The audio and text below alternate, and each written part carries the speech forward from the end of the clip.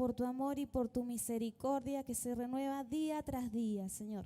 Te damos gracias porque una vez más nos permites llegar hasta tu casa para adorar y bendecir tu precioso nombre. Gracias, Señor, y te entregamos este culto en tus manos para que tú te muevas con libertad, Señor.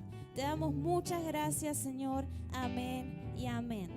Gloria a Dios. Los invito a que se pongan de pie y vamos a cantar juntos alabando el nombre del Señor. Amén. Gloria a Dios.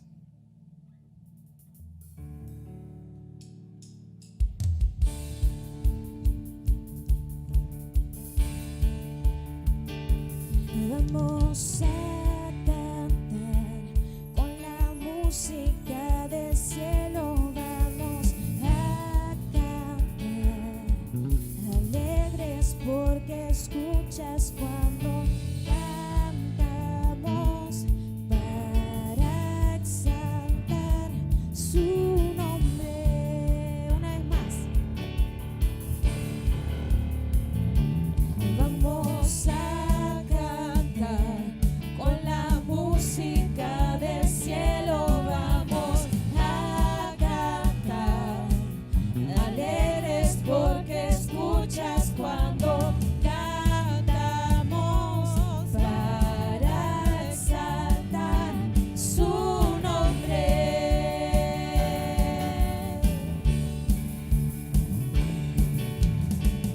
Amamos todo de ti, cielo y tierra te adoran, los reinos se rinden, Hijo de Dios tú eres porque vivimos hoy.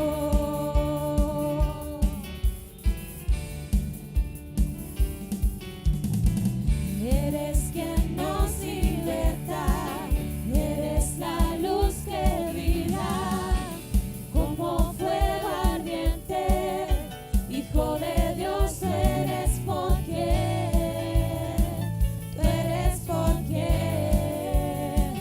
vivimos hoy. Aleluya. Y vamos a cantar con la música del cielo, vamos a cantar alegres porque escuchas cuando cantamos para exaltar su nombre. Vamos a cantar, dígale. Y vamos a cantar con la música del cielo, vamos a cantar alegres porque escuchas cuando cantamos para exaltar su nombre.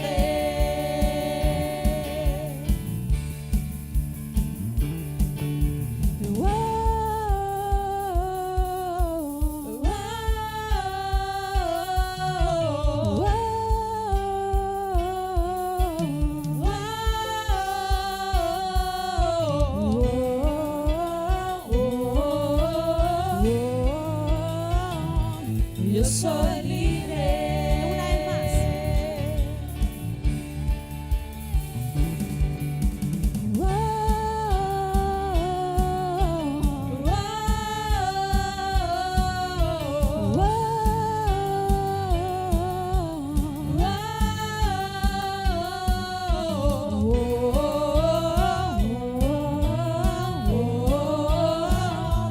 Yo soy libre.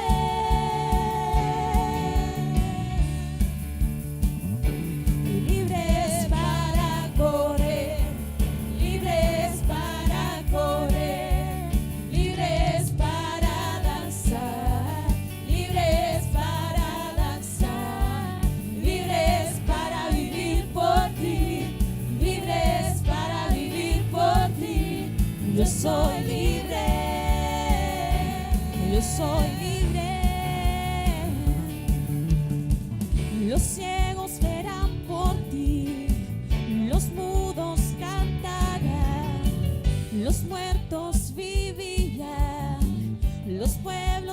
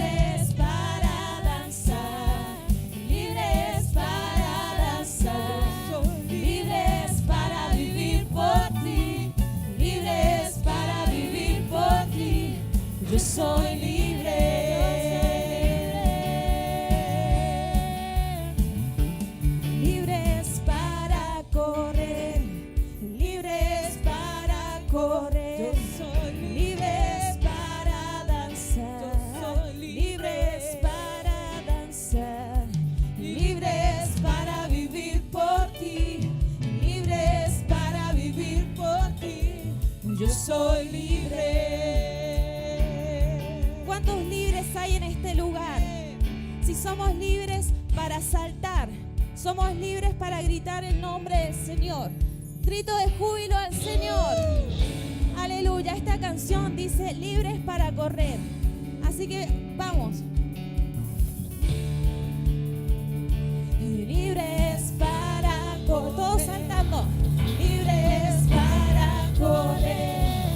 Libres para danzar. Libres para danzar. Libres para vivir por ti. Libres para vivir por ti. Yo soy libre. Yo soy libre. Gloria a Dios. Dale un fuerte aplauso al Rey de Reyes, al Señor de Señores. Esa es mi confesión. Gracias, Señor. Gracias por todo lo que tú has hecho. Señor, gracias por oír nuestras oraciones. Gracias por estar pendiente de cada uno de tus hijos, Señor. Gracias, Señor, por oír mi voz. Gracias, Señor, por estar atento a cada una de las necesidades. Dios, tú eres bueno. Tú eres bueno, Señor. Tú lo has hecho ya, Señor. Tú lo has hecho ya. Lo creemos, Señor. Lo creemos así como lo cantamos con nuestros labios. Lo creemos con nuestro corazón. Yo creo en los milagros que tú ya has hecho hoy a través de esta oración, Señor. En el nombre de Jesús, te entregamos nuestra vida, nuestra mente, nuestros corazones, Señor, para entender tu palabra, Señor, para comprender lo que tú quieres decirnos hoy, Señor Jesucristo. Usa, Señor, mi vida, Señor, y pon, Señor, en cada uno de los corazones tu palabra, Señor. Lo que tú vas a hablar, Señor, íntimamente en cada corazón, Señor, en el nombre de Jesús. Amén y amén. Gloria a Dios. ¿Cuántos están gozosos de estar en la casa del Señor? Activados, bendecidos, porque hemos tenido unos días maravillosos delante de la presencia del Señor. Y eso no nos hace venir cansados, ¿no? Por lo contrario, otra vez culto los miércoles, ¿no? Ya no hay antorcha que prender. Yo no sé si hay una sorpresita, no hay videitos, pero el Señor está en este lugar, amén. Y qué lindo que es poder disfrutar de su presencia. Y por lo contrario de venir agotados a la casa del Señor, porque hemos venido todos los días, sino que ya como que, no sé si les pasó, el lunes no teníamos nada para hacer. ¿Qué hacíamos a las 7 de la tarde? Pero aquí estamos en la casa del Señor para poder adorarle a Él, amén, para poder bendecir su nombre. Puede tomar su asiento, póngase cómodo, póngase cómoda. Vamos a leer la palabra del Señor, que también hace a nuestras vidas, a nuestra alma, a nuestro cuerpo, a nuestra mente, entendiendo que su palabra es lo primordial para mantenernos en pie, para andar en esta vida, para tomar decisiones y para tantas cosas. La palabra del Señor es lo más importante y lo aprendíamos, ¿verdad? ¿Cuántos lo aprendieron en estos 7 días que estuvieron los pastores? Y varias veces se nos recalcó esto, ¿no? De 2 pilares fundamentales para un hijo de Dios, que es la oración y la palabra de Dios, amén, que tienen que ir juntas y que son las que nos mantienen en pie en esta vida, en la cotidianeidad que tenemos que vivir cada día, en medio de los problemas, en medio de las situaciones difíciles. Hemos entendido a través de estos días y se nos ha remarcado varias veces la importancia de la oración y de la palabra del Señor, que gracias a Dios en esta casa nunca falta, sino que sobreabunda. Sobreabunda la oración. Ayer teníamos, y los que pudieron estar en eso de el pastor nos hablaba del pelotero, de todas las actividades que se va a hacer, y él nos recalcaba lo importante de que estemos en oración, ¿no? Por cada cosa que se va a hacer, por cada niño al que se le va a dar algo, porque no vamos a hacer acción social simplemente, sino que queremos que sean vidas transformadas a través del Evangelio. Y orábamos y él nos recalcaba lo importante de que vamos a estar orando. Sí, vamos a hacer las cosas, pero no vamos a dejar de orar, no vamos a dejar de pedirle al Señor, entendiendo que es importante para que las almas sean realmente impactadas por la palabra del Señor. Ahí va a tener mucho que ver la oración del pueblo, ¿no? Y el trabajo de muchos de los hermanos que están trabajando para estos días maravillosos que serán para impactar la niñez y a través de los niños cada hogar, cada familia. Pero bien, recalcando esto de la importancia de la oración y de la palabra, yo les voy a invitar que puedan abrir su Biblia en el libro de Lucas, capítulo 15. Y un tema lindo me tocó, pero difícil el de poder, para mí quizás, entendiendo la responsabilidad de entregar una palabra para algunos que la van a necesitar. Es decir, ¿cómo? Es una responsabilidad para mí entregar una palabra que quizás a algunos de nosotros hoy nos ponga en un lugar de aprietos, pero para bien, de aprietos para bien, quiero decir. El pastor nos decía las semanas estas que pasaban, ¿no? Que el Señor puede derribarnos, ¿sí? Para que poder menguar y que Él crezca. Y creo que todos los días eso debe suceder en la vida de un cristiano cuando es confrontado con la palabra del Señor. El tema del día de hoy es procesos del perdón. Y algunos van a decir, sí, yo sé a quién tengo que perdonar, otros van a decir, y yo, gracias a Dios, no hay nada más maravilloso que disfrutar el perdón de Dios. Y la verdad que cuando hoy estudiaba y leía la palabra, digo, cómo me hablaba el Señor también a mi corazón, ¿no? De también uno perdonarse uno mismo. Hay tantas cosas, podemos hablar del perdón un montón de cosas, pero hoy vamos a hablarlo y vamos a tratar de ser claros con la palabra del Señor y sobre todo entender lo que Dios hace cada día por nosotros, cada día por nosotros. El libro de San Lucas, capítulo 15, versículo 11, nos habla de una historia muy conocida que usted se va a recordar cuando lo podamos empezar a leer, que es la parábola del hijo pródigo.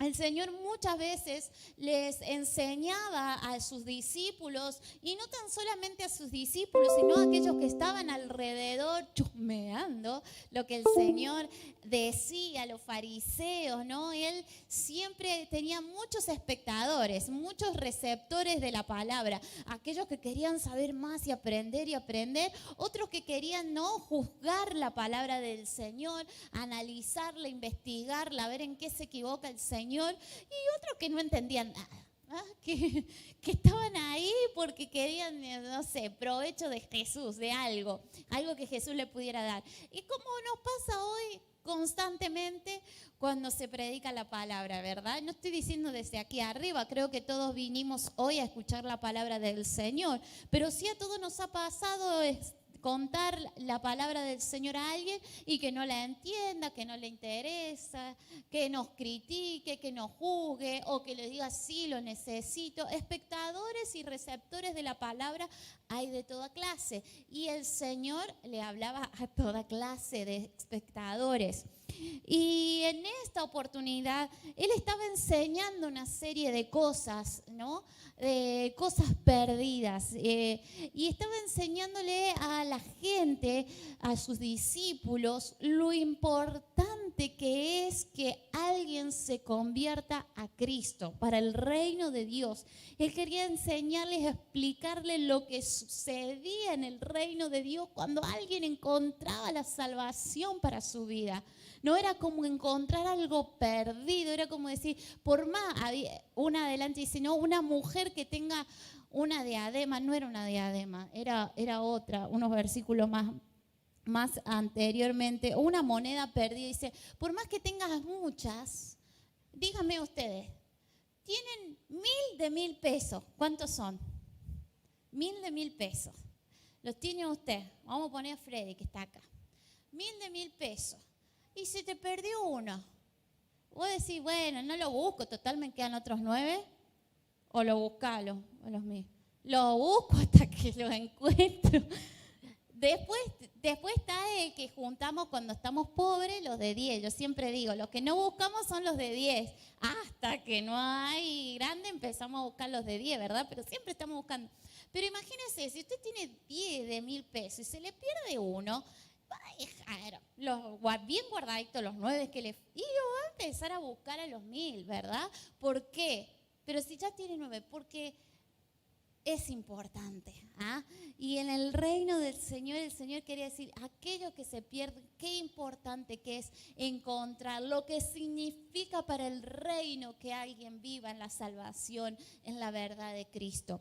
Y también nos habla esta parábola del hijo pródigo. También dijo el Señor, un hombre tenía 2 hijos, y el menor de ellos dijo a su padre, Padre, dame la parte de los bienes que me corresponde, y le repartió los bienes. No muchos días después, juntándolo todo, el hijo menor se fue lejos a una provincia apartada y allí desperdició sus bienes viviendo perdidamente. Otra versión dice, desaforadamente, ¿no? Se fue para ahí perdido en lo que tenía, en el mundo, lo que nosotros podemos conocer como el mundo. Cuando todo lo hubo malgastado, vino una gran hambre en aquella provincia y comenzó a faltarle. Acá el Señor empieza a contar una historia que no estaba muy sacada del contexto del lugar en el que ellos vivían. Muchos saben, y hasta el día de hoy, la herencia se reparte cuando el padre ya, en teoría, ¿eh? O porque el padre deja el testamento, ¿no? Para mi hijo, Obviamente que él era el hijo menor y según las leyes, al mayor le correspondía más. Y al menor le correspondía una tercera parte de todo. Pero había momentos o excepciones en los que se daba en vida, en los que el padre donaba o daba en vida, ¿sí?, la parte que le correspondía. Bueno, yo leía hoy que a algunos era sin intereses, que los intereses era cuando se moría se los daba. Y muchos dicen, estudiosos de la palabra del Señor, que este joven pidió todo, o sea, todo. ¿Me entiende? La tercera parte con los como si el padre ya hubiese muerto. Como diciendo que la actitud de este chico, de este joven, es dame ahora la parte que me toca, de todas formas la obtendré cuando te mueras. Y déjame ir. Algo así explican los estudiosos que fue este pedido, de que le pidió todo lo que le correspondía y que a los días dice que tomó todo y se fue. Desapareció. Donde a un lugar lejano, donde los ojos de su padre no podían verlo, y donde dice que estuvo viviendo y desperdició todos sus bienes y vivió de una forma perdidamente.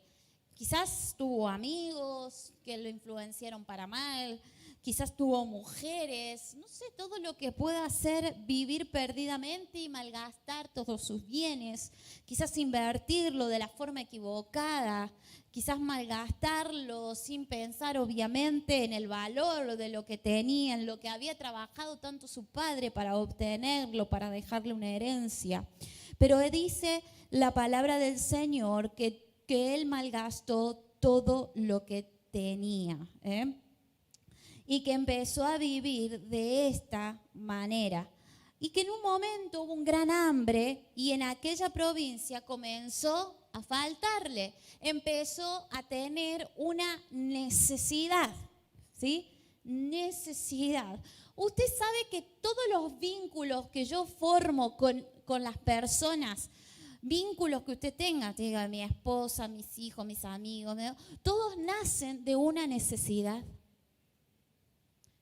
Los psicólogos dicen que nosotros somos seres sociales, ¿verdad?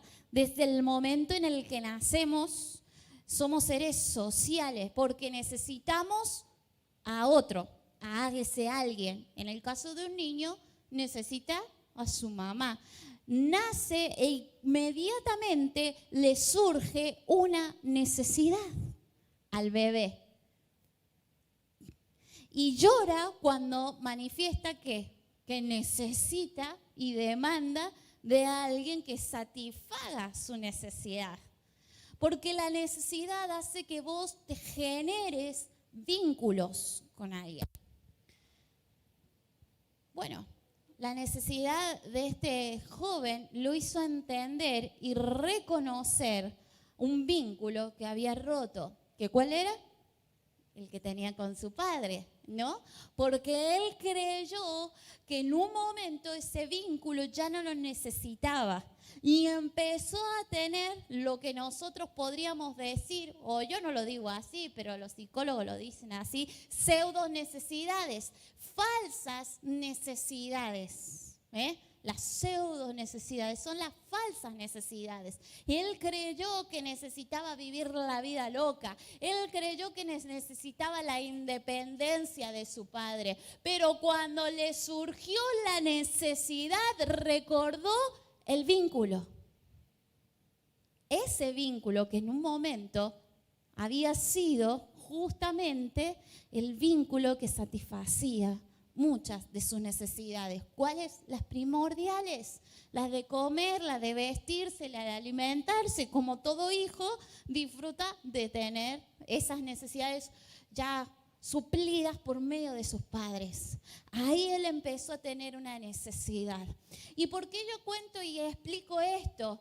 Porque nosotros tenemos que entender y muchas veces pensar cuáles son mis necesidades. Hay una pirámide ahí que anda que dice nuestras necesidades, ¿no? Las primarias, las secundarias, las de la alimentación, la de la vestimenta, la de autorresolución, la de ser alguien en la vida, de nuestra identidad y bueno, y cuántas otras cosas más que pueden existir. Pero entender nosotros y poder analizar nuestras vidas cuando se generan necesidades en mí. Porque cuando hay una necesidad quiere decir que vas a buscar un vínculo. Una necesidad, un vínculo. ¿Y con quién vas a vincularte? En tus necesidades. O en esa necesidad.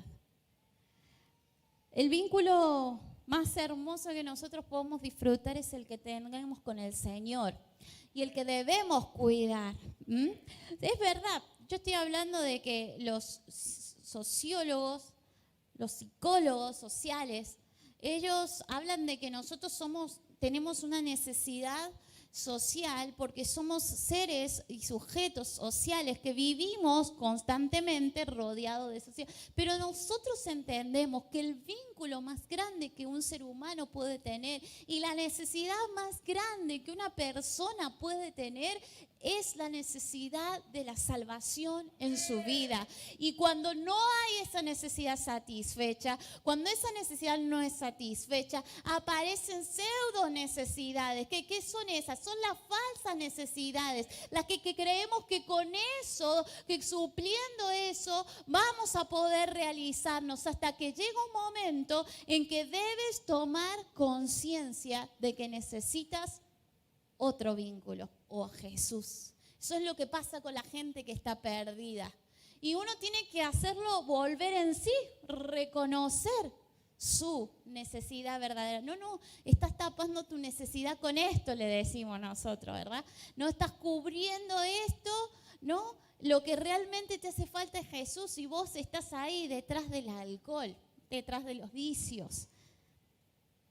Porque hay una necesidad. A mí me llama la atención y me llamó la atención cuando leí esto, comenzó a faltarle, porque ese fue el comienzo de su regreso a ese vínculo que era su padre. Cuando entendió y necesitó, recordó y empezó el proceso, que creo yo, del perdón.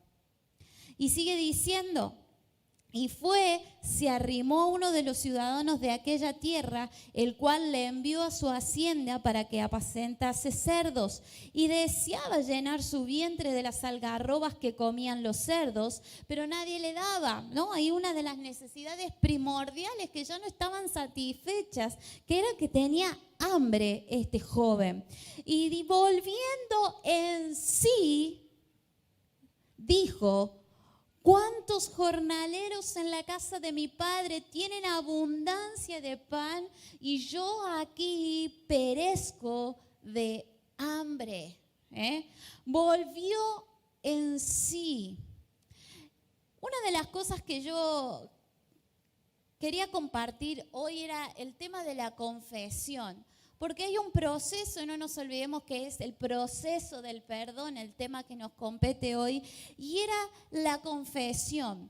Para entender, este joven, el pecado era cotidiano en su vida y terminó siendo su estilo de vida por largo tiempo, ¿no? Y cuando él estaba perdido en el pecado, no surgió en ningún momento su necesidad. Pero cuando el pecado te absorbe completamente, uno pierde aparentemente la conciencia, o parte de la conciencia, porque después vemos que hay un regreso, un volver en sí, porque su estilo de vida y él estaba perdidamente en el pecado.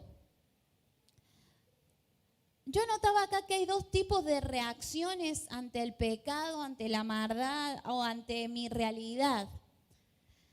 Mi realidad es, no traje acá porque no voy a tirar esta.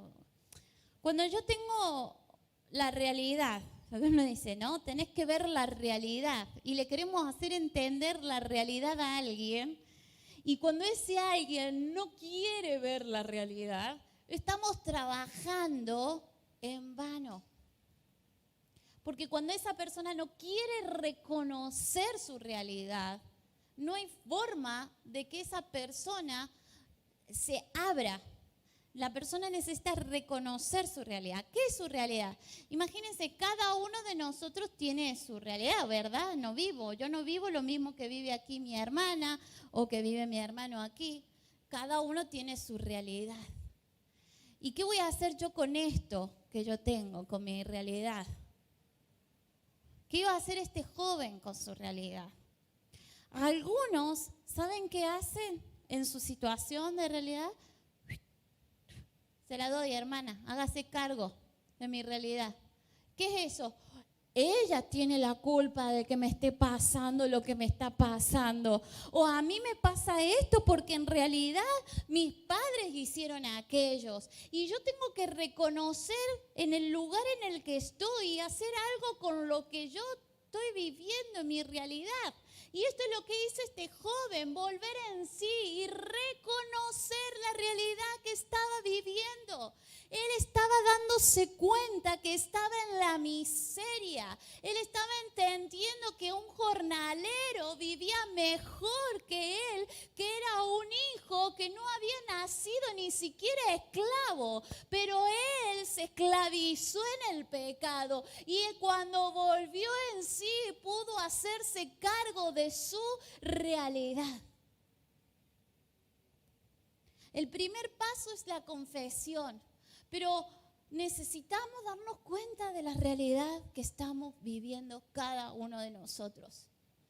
Y mi realidad, diga usted, es mía. No es responsabilidad de otro. ¿Por qué? Porque yo puedo hacer algo para salir de ello. ¿Cómo vamos a enfrentarnos ante una situación? o ante la realidad que estoy viviendo. ¿Y cómo es esto? ¿Yo estoy necesitando el perdón de Dios en algo? Bueno, ¿cuál es tu realidad? Ay, pero el otro me hizo algo. Tu realidad. No le tires la pelota al otro. ¿Hiciste algo con el Señor? ¿Ofendiste a Dios en este tiempo? ¿Cuál es tu realidad? Tu realidad en tu relación con Dios, en tu vínculo con Dios. Y agarre la pelotita, no se la tire a nadie. Hay dos reacciones. Uno puede reaccionar y que muchas veces nos pasa a nosotros, que el dolor de ofender a Dios, ¿verdad? Y a veces nos dolemos por ofender a Dios y tenemos miedo, pero tenemos más miedo del daño que se nos viene, de la consecuencia. Tenemos miedo de la consecuencia del pecado, pero no tenemos miedo de seguir pecando. ¿Ah? Y ahí creemos que nos arrepentimos, porque es en un momento donde se nos persuade con la palabra del Señor y dice, debes arrepentirte de ahora de los pensamientos que estás teniendo. Y yo decimos, ¿por qué? Y a veces los pastores decimos, ¿no? Porque Dios no se agrada, porque ese es el camino del inicuo y te puedes ir al infierno. Y ahí como que creemos volver en sí. Pero en realidad temo el castigo, la consecuencia, pero no tengo miedo de seguir pecando y lo sigo haciendo. Nos emocionamos. Es un momento de emoción en el que parece que reacciono, pero eso no es volver en sí, eso no es reaccionar. O es un arrepentimiento pasajero. Pero otra de las cosas, lo que realmente va a valer, es cuando tú tienes un remordimiento profundo por haber ofendido a Dios. Por haber responsabilizado a Dios por algunas cosas o a otros por unas circunstancias. Y yo tengo mi estado de salud así porque no tengo tiempo de cuidarme. ¿Por qué responsabilizas a los otros? ¿Por qué no te haces el tiempo para cuidarte? A veces las mujeres somos así, yo soy una. No tengo que ir al gimnasio porque me duelen todos los huesos. Si no hago músculo, miro la consecuencia, que es, muchas veces me río, pero en mi familia digo, vemos a mi mamá y mi esposo me dice, ay, sos tan parecida a tu mamá. Me lo dice para ver si yo vuelvo en sí y reacciono como y veo mi realidad, que hoy no sufro, pero el día de mañana, si yo no cuido mi cuerpo, lo voy a sufrir. ¿Pero qué digo yo? ¿Cuál es mi excusa ante mi realidad? Bueno, sí, mi realidad es que en unos años más me van a doler mucho los huesos porque no tengo músculo que sostenga los huesos. ¿Y yo qué? Esa es mi realidad. ¿Pero qué hago yo? Pero no puedo. ¿Por qué? Porque tengo que lavar, tengo que planchar, tengo que llevar a la nena al jardín, pero no puedo excusarme porque tengo una familia. Porque yo le estoy echando mi realidad a mi familia, la culpa la tienen ellos. Y no es así. ¿Qué estamos haciendo cada uno de nosotros? Y yo doy un ejemplo que, bueno, a largo plazo ustedes lo van a ver, si me hice cargo de mi realidad o no. De acá a unos años, cuando ande bien o ande más o menos, te van a decir, nos hizo cargo de su realidad la pastora. Esperemos que sí. Pero hay otro que es el remordimiento, como yo le decía, profundo de haber ofendido a Dios. Y esto es realmente hacerme cargo de qué es lo que está pasando en mi vida o con mi vida, ¿no? Y aquí veo a este joven que realmente tiene lo que es el verdadero arrepentimiento. Porque el verdadero arrepentimiento confiesa confiesa y no su pecado de manera abierta y completa y no busca excusas y no busca responsables, sino que se hace cargo él de su realidad y dice, y más adelante vamos a ver cómo le dice, he pecado contra el cielo y contra ti, no ha sido más que mi culpa, por mi culpa, por mi culpa. Dice, ¿por qué se castiga de esa forma? Porque él tuvo la culpa. ¿Podría ver de otra forma su realidad? Claro que sí. Él podría decir, ¿por qué mi padre me dio la plata? ¿Por qué me la dio? Si él es mi padre, podría haberme dicho, no, esto no lo voy a hacer porque a largo plazo te va a hacer mal. Quizás él se podría haber puesto en esa postura, ¿verdad? Y decir, la responsabilidad de mi situación hoy es culpa de mi padre. O tengo un hermano mayor. Yo lo veo a mi esposo a veces con sus hermanos y él es el hermano mayor.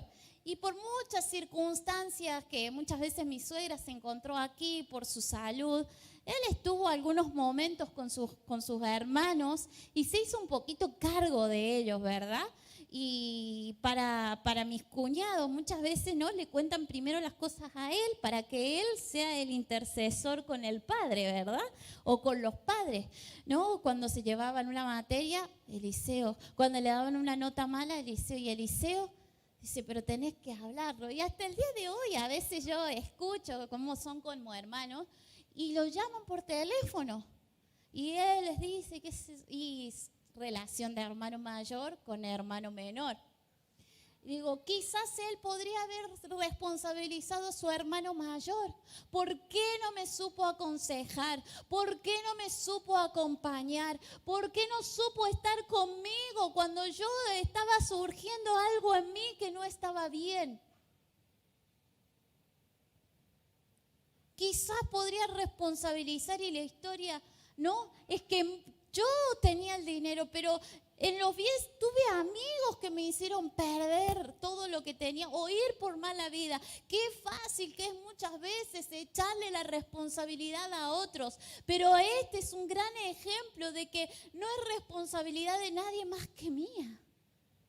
Porque el que estaba en esa situación, muerto de hambre, era él. Era él. Quiero que podamos pensar en este día en mí. Piense en usted. No en el que le ha hecho daño. No en el que se ha beneficiado. En usted. Porque él se miró a sí mismo. Dice la palabra que volvió en sí y reconoció en el estado en el que estaba, en la realidad en la que estaba y se hizo responsable. Vamos, esto es. Sí, mi padre no me lo quitó al dinero para hacerme un bien. Bueno, pero yo se lo pedí, yo soy responsable. Bueno, si mi hermano no me quiso aconsejar, quizás sea porque yo nunca pedí su consejo. Se hizo cargo de lo que había sucedido, ¿no?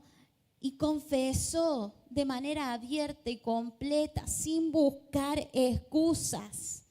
Y estaba resuelto a abandonar ya la situación en la que estaba. Porque dice y pensó, dice el versículo 18, me levantaré e iré a mi padre y le diré, Padre, he pecado contra el cielo y contra a ti. Qué maravilloso que es confesar y decir, bueno, he pecado, lo voy a decir, voy a ir y le voy a decir, he pecado contra el cielo y contra ti. Y la situación en la que estoy, wow, es mi culpa. Estaría mucho mejor como un jornalero en la casa de mi padre. Realmente estoy dispuesto, no sé si a volver a ser el hijo, pero por lo menos a poder vivir con una vida más digna. Algunos diríamos, y los más grandes dirían, o yo, la abuela que está ahí atrás, que a veces yo le digo cosas para que me rete.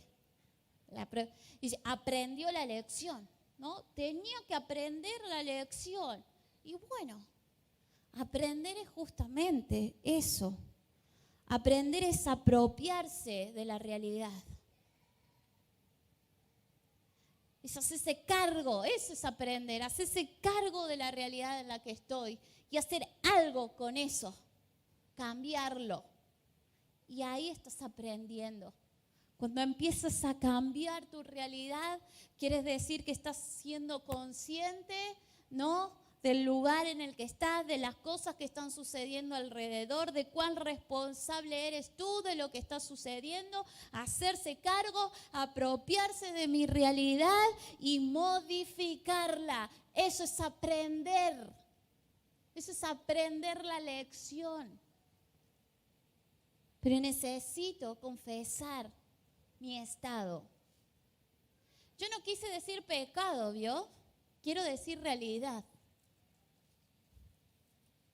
Pero usted me entiende. Me dice, no, yo no digo malas palabras, yo no ando mintiendo, no ando robando. Pero bueno, yo dije algo que es pecado, no cuidar mi templo. ¿O no?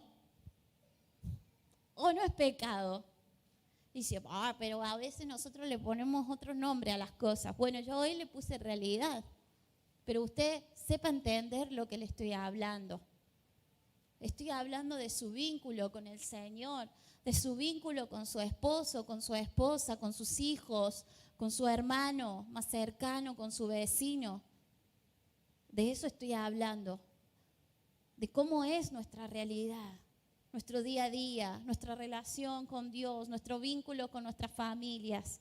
Y confesar y darme cuenta en dónde estoy parado y hacerme cargo de lo que es mi realidad. ¿Quién tuvo la culpa? No sé, pero es tu realidad, hay que hacer algo para que cambie.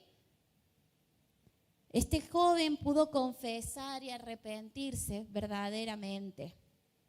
Y cuando él se levantó para ir a su padre, ahí comenzó el cambio. Eso es apropiarse realmente de la realidad, ¿no? Y ese es ser activo y no pasivo. Una realidad activa o hacerse cargo de algo activo es decir, bueno, tomar la decisión, cambiar. Y el pasivo es, lo podríamos llamar, el que sigue ahí en esa circunstancia, el que decide echarle la culpa al otro, el que dice, bueno, ya está, vivamos así, ¿qué va a hacer? Él se determinó a levantarse e ir. Y acá viene lo segundo que quiero compartir con ustedes, que es la restauración. Yo puedo entender por restauración en su vida como él aprendiendo, como él empezando a cambiar. Empezó a cambiar, volvió en sí, se levantó y dijo, me voy a la casa de mi padre, reconozco esta situación. Y ahí es cuando se empieza a restaurar algo en él. Ese es el comienzo de restaurar un vínculo, es dar un paso. Tenía que dar el paso para la restauración. Y era levantarse e ir a buscar a su padre. Con la cara como pudiera, ¿no? En el piso, no sé. Pero tuvo que hacerlo. Y ese es el primer paso a la restauración. Entender cuál es el pecado, cuál es la realidad. Tuvo convicción, no culpó a nadie, se hizo cargo, se responsabilizó de cuál era su situación, su realidad, su necesidad. Reconoció cuáles eran las consecuencias, ¿verdad? Cuáles pueden ser las posibles consecuencias inclusive. No solamente que estaba ahí ya a punto de querer comer comida de los chanchos, ya prácticamente muriendo de hambre, sino que también reconocía que cuáles podrían ser las posibles consecuencias a través de la decisión que tomaba, que posiblemente podría llegar a ser un jornalero allá en la casa de su padre, porque él no fue con el pensamiento de lo que quizás nosotros sabemos cómo termina la historia. Él fue viendo a ver si lo aceptaban nuevamente, entendiendo que había desperdiciado su herencia y roto lo que lo ligaba a su padre. No despreció la herencia porque la malgastó y rompió un vínculo muy importante en su vida.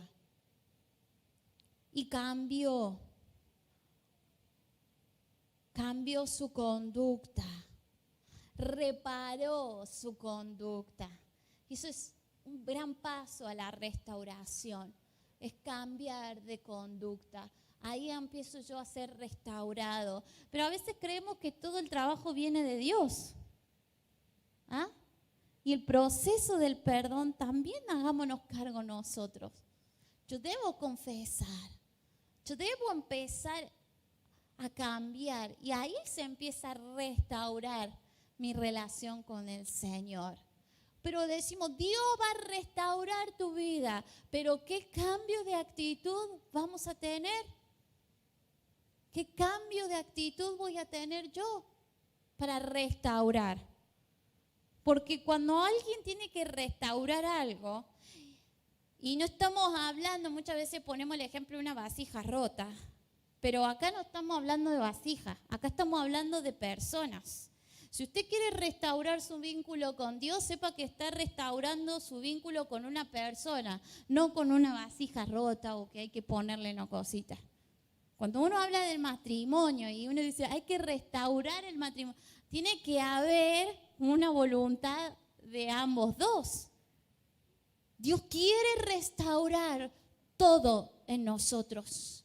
Y primeramente su vínculo contigo. El vínculo de Dios. Lo que se haya roto entre tú y Dios. Lo que se haya roto entre tú y tu familia. Entre tú y tus hijos. Entre tú y tus vecinos.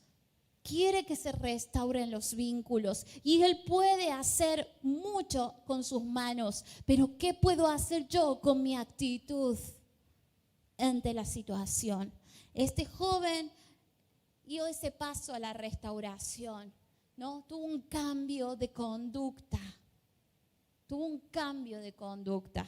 y después sí, vemos a un padre corriendo en búsqueda de su hijo. Vamos a seguir leyendo y ya vamos a terminar. Me levantaré, iré a mi padre y le diré, Padre, he pecado contra el cielo y contra ti. Versículo 19, y no soy digno de ser llamado tu hijo, hazme como a uno de tus jornaleros. Y levantándose vino a su padre y cuando aún estaba lejos, lo vio su padre y fue movido a misericordia y corrió, se echó sobre su cuello y le besó. Pero el padre dijo a sus siervos, sacad el mejor vestido y vestidle, poned un anillo en su mano y calzado en su pie y traed el becerro gordo y matadlo y comamos y hagamos fiesta. Porque este es mi hijo, muerto era y ha revivido, se había perdido y es hallado, y comenzaron a regocijarse. Lo tercero que quiero decirles es la restauración. Qué parecido, ¿no? La restauración en nuestras vidas, el Señor lo quiere hacer. Y dice la Biblia que Él salió corriendo a buscar a su hijo. Dice, cuando lo vio de lejos, ahí nomás reaccionó, y ahí nomás salió. Yo recién decía que Dios quiere restaurar nuestros vínculos con Él, pero yo entendía hoy algo a través de la palabra del Señor que realmente me movilizó. Primera de Corintios capítulo 13, versículo 4 y 5. Para que pueda existir el perdón, para que pueda existir la restauración. No puede faltar en nuestras vidas. Y la base, la Biblia nos enseña que el perdón se basa en el amor sincero. Yo quiero decirles algo. ¿Ustedes creen que ese hijo hubiese vuelto si no creía que su padre lo iba a aceptar? Si usted sabe que no lo van a aceptar, ¿vuelve? Está bien, tiene la duda quizás, ¿no? Y a veces nos puede pasar. Queremos pedir perdón y no sé si me va a perdonar, ¿no le pasa? Pero uno dice, bueno, me arriesgo porque creo que me puede perdonar. Y él tenía esperanza de que quizás su padre le diera un lugarcito ahí para comer como un jornalero más. Porque él entendía que su padre era amoroso, era bondadoso. Él sabía que había algo ahí, ¿no? Él tomó la decisión, pero sabía a quién iba. Conocía muy bien a su padre. Sabía que su padre le amaba. Él creía que aún había amor de su padre para con él y que quizás algo se podría arreglar. Él pensó, no sé si se irá a restaurar la misma relación de antes, pero algo sí. Encontramos 1 Corintios capítulo 13, versículo 4 y 5. Me encantaba lo que la palabra del Señor dice. El amor es sufrido, es benigno, el amor no tiene envidia, el amor no es jactancioso, no se envanece, no hace nada indebido, no busca lo suyo, no se irrita, no guarda rencor. Versículo 6. No se goza de la injusticia, más se goza de la verdad. Versículo 7. Todo lo sufre, todo lo cree, todo lo espera, todo lo soporta. El amor no guarda rencor. El amor sabe perdonar. Y este joven entendía algo muy importante en este cambio de actitud. Y era, quizás mi padre aún le queda algo de amor. O al menos sé que él es amoroso. O al menos sé que él es bondadoso. Y ahí hay un hijo que reconoce, quizás el padre aún me ama, ¿no? Quizás tengo la esperanza de que me dé un lugarcito ahí en su casa. El proceso de la restauración, no sé si es tan automática. A veces lo predicamos, es verdad, desde acá. Pafa, Dios quiere restaurar, ¿verdad? Porque es real, Dios quiere restaurar. Todo lo que se haya roto, todo lo que se haya desarreglado, todo lo que necesite arreglo en nuestras vidas, Él lo quiere restaurar, claro que sí, pero tiene que haber ahí en nosotros. Y está disponible la restauración, claro que Dios quiere. Él está con la misma actitud que ese padre. Está esperando que confieses, que vuelvas en sí, que te des cuenta y te hagas cargo de tu realidad, y Él va a salir corriendo a buscarte. Él va a salir corriendo a buscarte. Yo me maravillaba de algo en esto mientras leía, que dice que Él lo besó, ¿verdad? Dice que Él salió corriendo y lo besó. Y el beso, por eso yo recordaba tanto este pasaje del amor y lo quería leer, de que no guarda rencor, de que sabe perdonar, el amor, donde hay amor. De hecho, muchas veces en un matrimonio lo decimos, ¿verdad? A veces pasan tantas cosas en los matrimonios y es verdad, la persona que está más cerca de mí es la que más puede llegar a lastimarme, ¿verdad? Porque es la que más me conoce. Uno le da toda la confianza y en cualquier momento algo puede pasar y que es el que tiene la capacidad para romper algo. ¿Por qué? Porque me conoce de tal forma. Pero muchas veces hay matrimonios que se acercan y obviamente que uno pregunta primeramente porque no se va a poder restaurar nada si no se ama.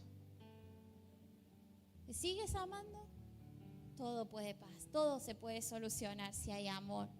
Pero si no hay amor, ¿cómo? ¿Cómo lo hacemos? Este joven reconoce que quizás había amor en su padre todavía. No creía quizás que fuera automático, ¿no? Pero entendía que estaba ahí la posibilidad de restaurar algo. Y lo segundo es que el amor del padre estaba ahí y corrió hacia él y lo besó. El amor hacia su hijo pudo más que el amor propio, que su dignidad. Porque saben que la ley decía, Deuteronomio capítulo 21, versículos 18 y 21, y hablaba justamente la ley de estos hijos que hacían esto. Y estos hijos que hacían estas cosas, lo mismo que hizo, ahí lo dice, si alguno tuviera un hijo contumaz y rebelde, que no obedeciera la voz de su padre ni a la voz de su madre, y habiéndole castigado no le obedeciere, entonces lo tomarán su padre y su madre y lo sacarán ante los ancianos de su ciudad y a la puerta del lugar donde vivía, Y dirán a los ancianos de la ciudad: este nuestro hijo es contumaz y rebelde, no obedece a nuestra voz, es glotón y borracho. Sigue diciendo: entonces todos los hombres de su ciudad lo apedrearán, no me sale la palabra, y morirá. Así quitará el mal del medio de ti, y todo Israel oirá y temerá. Esa era la ley. O sea que el padre podía entregar a su hijo para que pasara vergüenza, para que lo apedrearan. Por eso él salió corriendo. Dijo: más si yo soy anciano, no es digno que el anciano salga corriendo como un loco. Pero dice que él salió corriendo porque él sabía esto. Y lo besó, lo abrazó y lo besó para que todo el mundo viera que él lo perdonaba, que no quería que le hicieran daño, que había perdón. El beso es el mayor acto de amor, ¿o no? Hasta el día de hoy, un beso es un acto de amor. Hasta en los cuentos le dice: un beso de amor de verdad. Veo a mi hija que siempre ve, ¿no? Un acto de amor de verdad. ¿Y qué era? El beso. Hasta en Frozen, lo único que creíamos que era, no sé cuánto vieron Frozen, ¿no? Creíamos que era que Kristoff la tenía que besar a Anna, y no era el beso. Era el acto de amor de su hermana por ella, y eso rompió el hechizo. Libre soy. Pero por lo general, entonces decimos que un beso es un acto de amor de verdad. Y en ese tiempo era el signo de perdón. Y la prisa de ese anciano por besarlo era para demostrar a todos sus compatriotas que él ya había perdonado. Y ahí hay restauración. En el cambio de conducta de alguien y en el amor incondicional del otro. Puedes amar, pues dice el Señor: ama a tus enemigos, porque si no los amas, nunca los vas a poder perdonar. Debes impregnarte del amor de Jesús para vivir perdonando, para que se restauren tus vínculos. Debes amar a Dios por sobre todas las cosas. Debes amar tu hogar, debes amar a tu esposa, a tu esposo, a tus hijos. Debes volver, porque hay que volver al amor para que se puedan restaurar las cosas. Debes amarte a ti mismo para poder aceptarte como eres, perdonarte por las cosas que te dices. Es necesario que amemos. ¿Qué le parece si usted se pone de pie para que podamos orar al Señor? Un tercer paso de este proceso es la restitución. Y vemos cómo Dios le dio todo. Cómo ese padre le dio todo a su hijo. Dice que sacó el mejor vestido y lo vistió. Dice que le puso un anillo y un calzado. Dio orden de matar un becerro del mejor y hacer una fiesta. ¿Saben por qué hizo estas cosas? Porque eso, restituir, darle eso a él, era una demostración del perdón. El Padre ya lo había perdonado acá en su corazón, pero ahora quería demostrárselo que lo perdonaba. Y le restituyó de todas las cosas, lo vistió de la mejor manera para hacerle entender que él estaba perdido en el mundo, pero ahora ya estaba en casa. Él lo vistió de un anillo y le dijo: ahora te devuelvo toda autoridad. Quiere decir, te devuelvo la confianza. Tú puedes tocar todo, pero lo mío yo ya me lo gasté. No, ahora puedes tocar de todo. Las posesiones mías siguen siendo tuyas. Te doy autoridad, te devuelvo mi confianza. Qué maravilloso que es el Señor. Y dijo: hagamos una fiesta. Hagamos una fiesta. Porque cuando hay restauración no hay nada más maravilloso, no ¿no? Cuando algo se restaura, cuando algo vuelve al original y aún mejor, hay que hacer fiesta. El Padre tenía que restituir, tenía que manifestar que el perdón que ya había hecho en su corazón, porque Él ya había perdonado a ese hijo, ahora lo quería manifestar, que todo el mundo lo supiera, que Él ya era perdonado. Gloria a Dios. ¡Cuánto amor! ¡Cuánto amor! ¡Cuánto amor Dios tiene para con nosotros! Pero vamos a ser capaces de mirar nuestra vida, nuestra realidad. Y vuelvo a decir, si no puedes tener el control o no puedes mirar tu realidad y todavía sigues responsabilizando a otros, todavía sigues creyendo que no lo necesitas, todavía sigues pensando que tú no has ofendido, que tú no has dañado, que tú no has hecho nada, que tú eres el bueno de esta película, entonces quiero decirte que lamentablemente no vas a poder entrar en este proceso de perdón de Dios. La Biblia dice que todos pecamos, todos aquí en este lugar hemos pecado.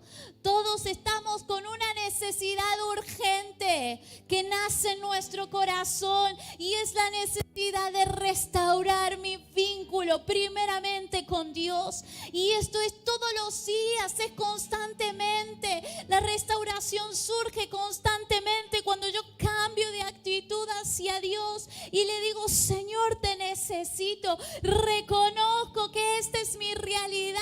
Empieza a surgir la necesidad dentro de mí de restaurar el vínculo contigo, de restaurar mis vínculos familiares, mis vínculos con mis pastores, quizás con mis líderes o con mis hermanos de la iglesia o con mis vecinos o conmigo mismo, Señor. Pero en el nombre de Jesús, para entrar en este proceso yo debo reconocer esa realidad, confesarla, hacerme cargo de ella. No hay excusas, no hay otros responsables. Es mi realidad, es como yo estoy viviendo, es como yo me estoy sintiendo, es la necesidad que surge en mí. Señor, en el nombre de Jesús, queremos dar paso hacia la restauración. Queremos que todo en nosotros sea restaurado, Señor. Y eso es algo constante en nuestras vidas. No es algo que se hace y ya queda ahí para que todo el mundo lo vea, que ya está restaurado. No, Señor, todos los días yo necesito un arreglo. Todos los días necesito arreglos en mi vida, Señor. Todos los días necesito fomentar mis vínculos, Señor. Mi vínculo contigo, mis vínculos con mis pares, con mi familia, Señor, en el nombre de Jesús. Que sea en este tiempo en el que yo pueda comprender la realidad en la que estoy viviendo, Señor. Arrepentirme, confesar mi realidad, Señor. Cambiar mi actitud, ir en pos de la restauración y recibir el amor que viene de ti, Señor. Ese amor que es incondicional, que no ha cambiado, Señor. Que tú lo has entregado absolutamente todo por mí ya, Señor. Lo más preciado que tú tenías, Señor, lo has dejado en una cruz para vivir en victoria conmigo, Señor, para vivir en amor conmigo, Dios. Gracias por ese amor tan maravilloso e incondicional, Jesús. Te amamos, Señor, porque me amaste a mí, me amaste a mí. No olvides suscribirte a nuestro canal de YouTube. Así participas de todas nuestras reuniones. Si querés recibir nuestros devocionales diarios, escribinos a Bendito WhatsApp. Te recordamos que contás con las cuentas de Fundación El Camino y Mercado Pago para cumplir con tus compromisos con el Señor.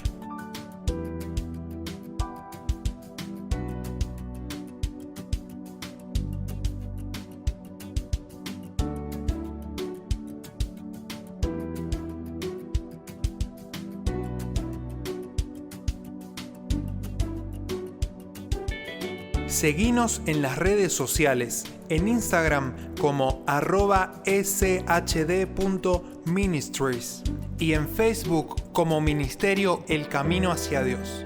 Ministerio El Camino hacia Dios te espera nuevamente en sus próximos servicios. Dios te bendiga.